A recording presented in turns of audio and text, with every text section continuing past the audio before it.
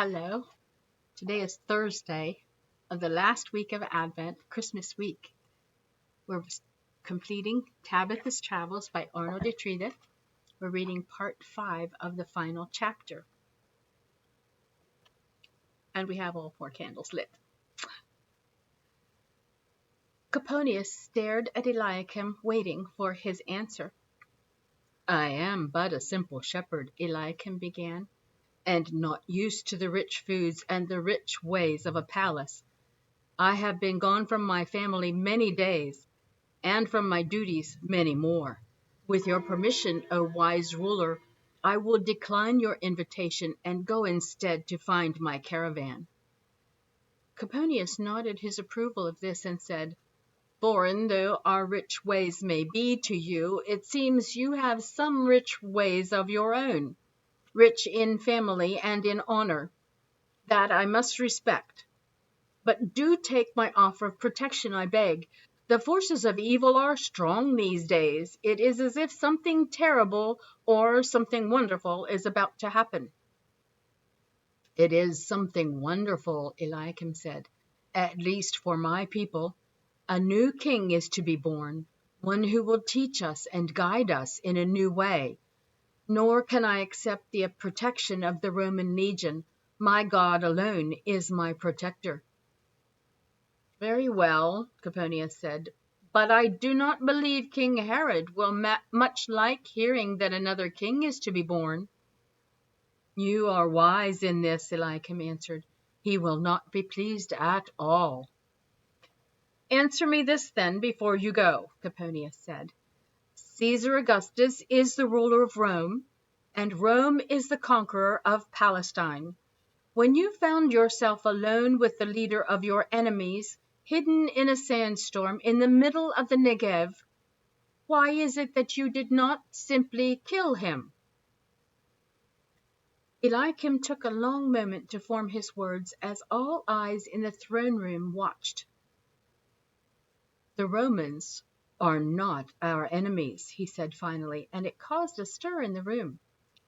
Our enemy is our own selfishness and sinfulness and weak faith. But even if that were not so, he continued, even if the Romans were our enemies, my God does not give me the choice to hate or not to hate, to kill or not to kill. Those decisions are for him alone, and my only choice is to love all people. Now it was Coponius who took a long moment to think. Then he took a deep breath and said, Perhaps your God is more wise than I have believed. This caused another commotion in the room, but then the Roman ended the conversation by saying, Go now with the blessing of Coponius, the blessings of Rome, and in the guidance and protection of your God. Eliakim gave one last bow and was joined by Hasba, Uzziah, and Tabitha. Then the 4 of them backed out of the room and out of the sight of Coponius. Out in the hallway now, Tabitha jumped into her father's arms and hugged him as if she would never let go. Oh, I have missed you so, Eliakim said to his daughter. I could not believe my eyes when I saw you in there. He pulled her away enough to see her face and then asked, How did you ever find me in this place? And so she told him. As they walked back to the kitchen and met Naomi and Simon and walked back down the hill to where Zechariah was still waiting, she told them of all her adventures since their arrest. She told them of Decca in the desert, of Qumran and Bartholomew, Seth and Zechariah, and Anna in Jerusalem. But when she got to the part where Simon threw her the scroll, she stopped with a puzzled look on her face. If Zechariah is still down here waiting, she asked of Simon, how is it you had the scroll? This boy had the parchment for which I've been waiting? Zechariah asked in amazement. Simon had hung his head shyly. I know of a shortcut down the other side of the hill, he said softly.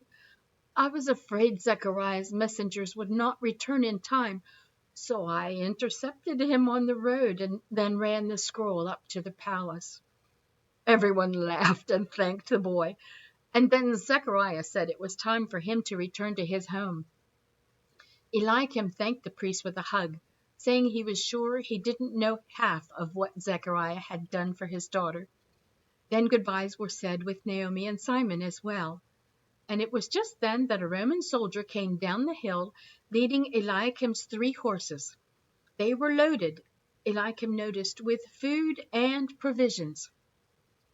Anxious to be away from Herodium, Eliakim decided they would travel immediately to Bethlehem, where his caravan awaited. Tabitha thought that was a wonderful idea, but a few minutes after that she stopped thinking. Tabitha thought that was a wonderful idea and was still thinking so an hour later as they rode along in the moonlight. But a few minutes after that she stopped thinking it and let out a scream when, amidst a cloud of dust and a flurry of hoofs, they suddenly found themselves stopped in the middle of the road and surrounded by a circle of Jewish soldiers. And there in the lead chariot sat King Herod himself. Consider this. Just when things seem to be going well, Herod shows up. Just when our lives seem to be stable and happy, our own villains show up. Why doesn't having Jesus as a friend mean that nothing bad will ever happen to us ever again?